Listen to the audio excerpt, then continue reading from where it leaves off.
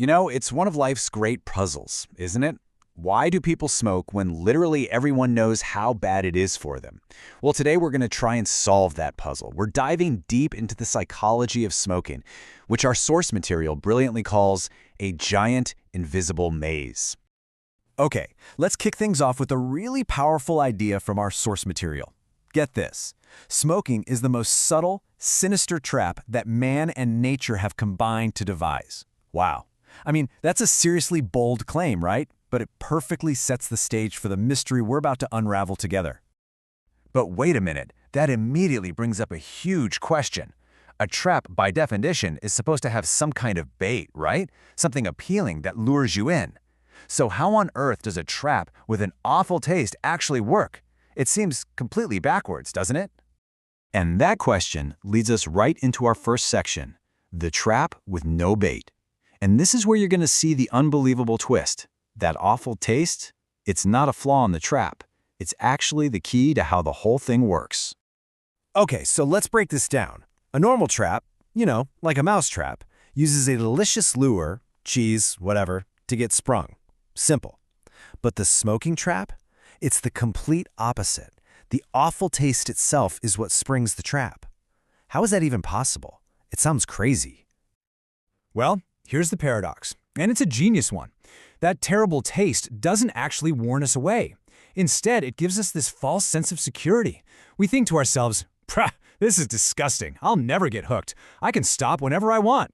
And that feeling, that exact moment you feel you're in complete control, that's when the trap silently springs shut. So, okay, that's how the trap is set. It's a clever one. But what makes us walk towards it in the first place? Why even try something that tastes so bad? Well, that brings us to our next section, chasing a false image. These are the reasons we think we start smoking. And it usually starts with those classic social pressures, right? For boys, it's all about trying to look tough, that cool Humphrey Bogart or Clint Eastwood image. And for girls, it was often about trying to be the sophisticated, modern young woman. But the reality of actually learning to smoke, oh man, it's anything but cool or sophisticated. In fact, it's kind of pathetic, isn't it? You feel dizzy, you feel sick, you're trying so hard not to cough, and let's be honest, you just end up looking ridiculous. And this is the tragic irony, captured perfectly in this quote. By the time the boys have learned to look tough and the girls have learned to look sophisticated, they wish they had never started in the first place. Think about that. The very moment they finally achieve the look they were going for, the regret has already completely set in. All right, so we get hooked by this clever trick all while chasing an image that isn't even real. But what about the biggest justification of them all? The one you hear all the time, that smoking relieves stress. Well, let's just go ahead and dismantle that myth, shall we? This is the vicious stress cycle.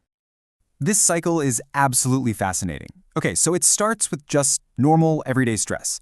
A smoker decides to stop, but that creates a new kind of stress, nicotine withdrawal. But here's the crucial part. Their brain gets confused. They blame the anxiety on the act of quitting, not on the withdrawal itself. So what do? They light up a cigarette to relieve the stress, the very stress that the addiction caused in the first place. It's a perfect self-fueling loop. So let's be crystal clear about this. The truth is, tobacco doesn't relieve stress at all. It actually does the exact opposite. It makes you more nervous and more stressed out over time.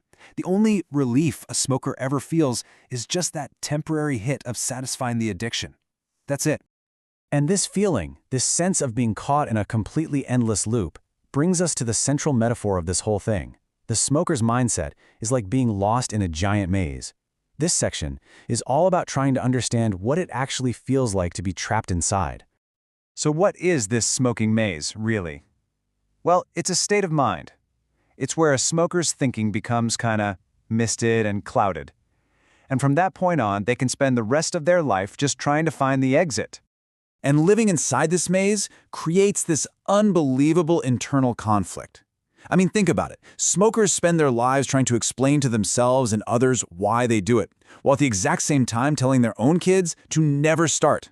They're constantly, on some level, trying to escape from a trap they don't fully understand. But here's the thing about a maze. If there's an entrance, there has to be an exit. And that brings us to our final and most important section. This is where we talk about the way out, the two keys to escape. And this really sets up the ultimate question, doesn't it?